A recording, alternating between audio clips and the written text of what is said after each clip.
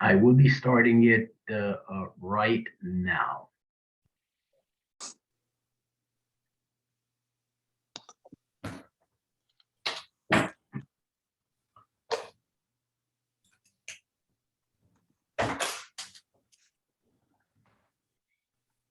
Okay, I believe that you're seeing this on the screen. The first pages of my presentation. Am I correct? Yes. Very good. So the first thing we're going to do, first order of business, is to give you some city council updates. Some consequential decisions have been made in the past 2 weeks. We'll be talking about that quickly, and if you have time, we'll examine it and answer some questions that you may have. The second part of the presentation is about my trip to Washington, D.C. and the NAR headquarters. That promises to be very, very fun, and it will contain about maybe 4 or 5 slides. So let's start with the City Council updates. Dump the dump. Scholl Canyon will be closing. The landfill will be closing December 31st, 2025. And then it will be turned into a recreational area. That's about 535 acres of land. And of course, the closing would undoubtedly increase the refuse collection fees. Some of the estimates in the charts that the city had was that in 2023, our trash collection fees will go up by 95%. The year after, 25%, third year, 25%, and the 3 remaining years, 8% each. So yes, we will be paying more, and that's because the trash will no longer be deposited in the landfill at Scholl Canyon. Instead, it will be hauled away, just like what we are seeing today on the commercial multi-unit properties. So this would include now the single-family homes and duplexes. Their fees will go up as it did with multi-family units. Of course, Scholl Canyon Biogas project was voted on last night. It was a 3-hour or so just on that portion of the meeting segment. About 30 or so folks attended the meeting from Glen Oaks Canyon and Chevy Chase Canyon in opposition of the biogas. And for a little bit of background for you, the biogas was to take the methane, burn it into internal combustible engines, and turn it into electricity, something close to about 11,000 megawatts hour that would have provided electricity to about 12,000 homes up and down the city of Glendale. Now, the council decided that they are going to push the pause button on this and wait for another 4 months so they can get a better sense of what the cost-benefit analysis are, and of course to direct the staff to actually attend meetings with the affected folks and explain to them and provide information on the fire hazards and what have you. So that was a consequential deal last night, folks. This council, with 1 vote for the Scholl Canyon landfill biogas, 1 abstention, and 3 votes into, again, postponing the decision for an additional 4 months. Every time that a project like Grayson or Scholl Canyon gets postponed, obviously the costs go up. We are familiar with the supply chain constraints and the cost increases and the inflation. In fact, by the estimates of the staff, the cost of having postponed Scholl Canyon biogas decision to date, as of last night, was close to about 9 million or so. What it will be in 4 months, we don't know, but the council decided that it's worth to take the time and reach out to folks a little bit more and also allay or assuage their concerns about evacuation, about potential fires, and so forth. Right now, in Scholl Canyon, that methane gas is being flared. In other words, it's being burned. And that's a resource that could be used in creating the 11,000 megawatts hour of electricity for the city. Imagine and remember this, we as a state and a city are moving towards total electrification. In fact, the city council decided to electrify its entire fleet, and we will be the first city to do that. And along with that, electrification of buildings, that's newly constructed buildings, be it in downtown or houses with no gas connections anymore.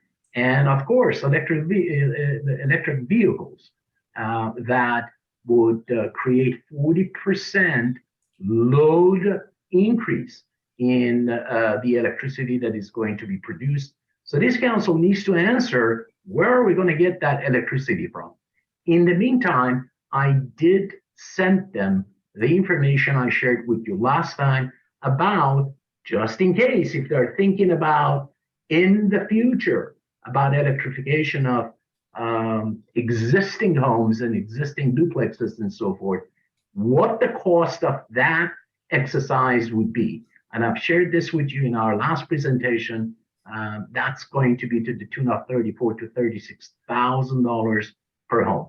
And so with the hopes that they understand that we can't just wish for electrification of existing homes. And I don't believe right now that's the route that they have taken, but it was a preemptive move on the part of Landfill Association of Realtors. Drive-through lanes. Now, there is also a movement and a moratorium right now for 45 days that addresses drive-through lanes. As you remember, in the downtown specific plan, there are no more drive-through lanes allowed. And in fact, they want to continue this in the entire city because we want to be more pedestrian friendly, and it's safer not to have drive-throughs and what have you. You may agree or disagree with this thing, but right now there is a moratorium on that, and it'll come back to the council in about 45 days, and they will address it again. Now I'd like to talk to you a little bit about my trip of 2 days to Washington, D.C., to the National Association of Realtors. By the way, one of the most beautiful buildings that I've seen. It was built about 20 years ago, but it was built to the standard of, it had certification, LEED certification, silver LEED certification. This is 20 years ago, folks, right? Nothing new. This thing was LEED certified 20 years ago, and it was recertified this year. This is another picture of the building. If you ever get to that state and or city, it'll be a great opportunity for you to walk the building. It's an astonishing building. It's a beautiful building. This is the view from the Capitol Hill from the rooftop, which has a seating area that realtors that visit can go up there, take pictures, and sit down and what have you. It's an incredible experience. Now, for me, I've seen all of these because I went to school in Baltimore, and of course, this was at the time when I was a student in my backyard, and I had a lot of visits to DC. The idea behind the meeting was to provide us with additional information on the resources that NAR makes available to us in order to elevate the Realtor brand, in order to use proper advocacy tools and methods. And I have come back with a plethora of information for our association. Now, it is important for you to know that even in the past year and a half or 2 years, we have been able to procure somewhere over $200,000 of grants in advocacy from NAR, and we are very, very fortunate to do so. And your board of directors, your executive team takes the credit for that. This is where about 33 GATs from the entire nation, from all across the nation, United States, attended this meeting, this two-day meeting, to sharpen their skills in the advocacy tools.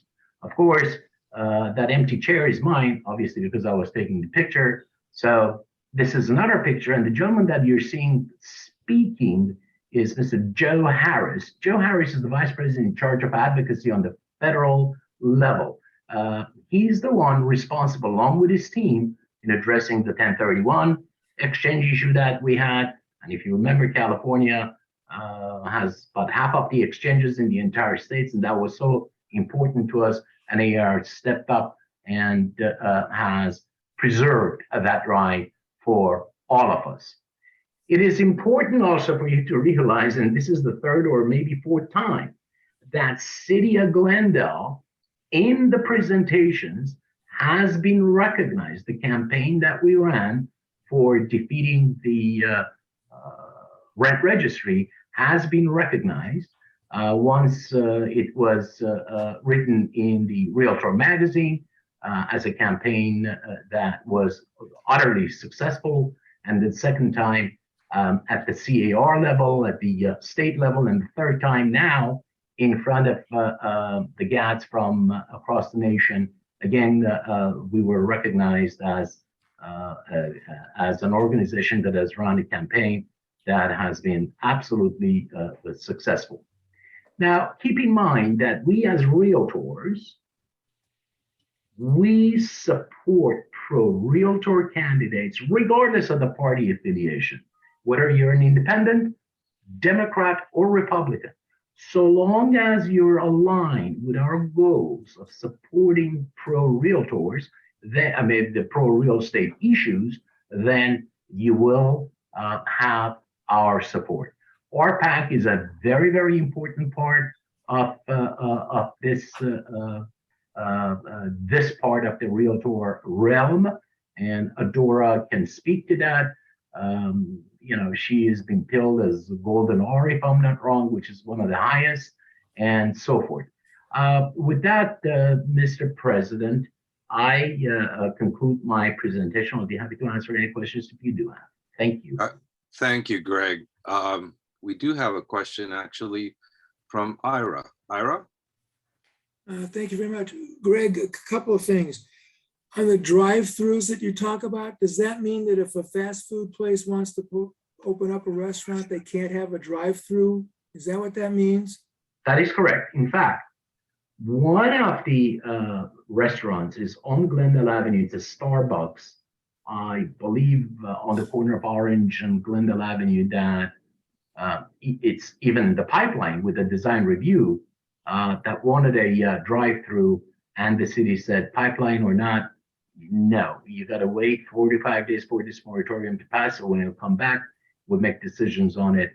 But if we were to base our prognostication on what happened to downtown specific plan, you know, that in downtown specific plan, because it wanted to be a pedestrian friendly environment, all drive-throughs were banned. So the chances that the rest of the city will follow and drive-throughs will be banned in the rest of the city is very, very high. So they're not concerned about possibly losing revenues as a result because people don't want to come to Glendale because they don't want to open a restaurant for the drive-through. Yeah, and I are interestingly, you know, there were pros and cons about this thing. A lot of people talked about the fact that throughout the pandemic, people didn't feel safe going into the restaurants, and drive-throughs, you know, got a lot of use. And even a mother got up and said, look, with a 3-year-old child, you know, it's easier for me to drive through and buy what I need to buy from a restaurant or a pharmacy in that manner, or what have you.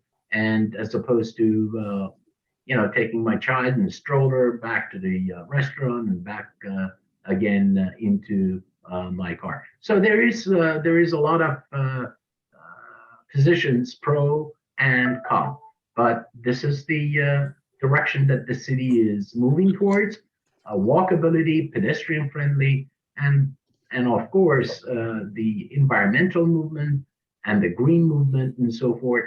So embrace yourselves.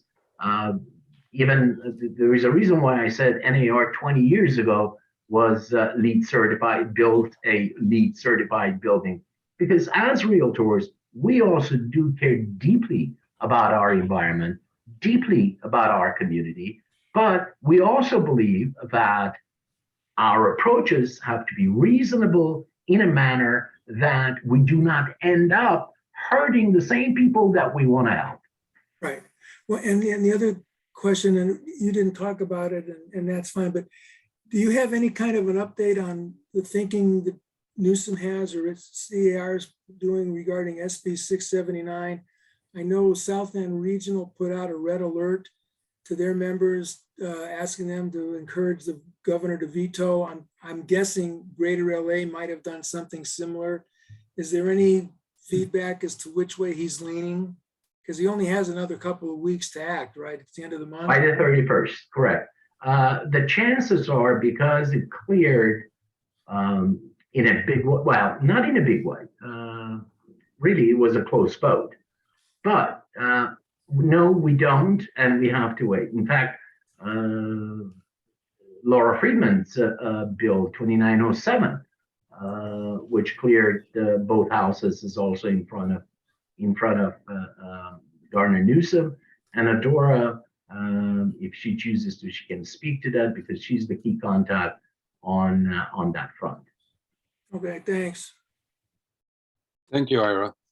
Well, speaking of Adora, I don't know if you want to answer that, but because you haven't met her yet today, I want to call on Adora actually to talk about, actually, I think she's going to introduce a new member and talk to us about new member orientation, which is one of the many jobs that she does for our association. But we do pay her a lot. Oh, I forgot. We don't pay you anything. You're on mute, Adora. Please go ahead. You pay me a lot of love.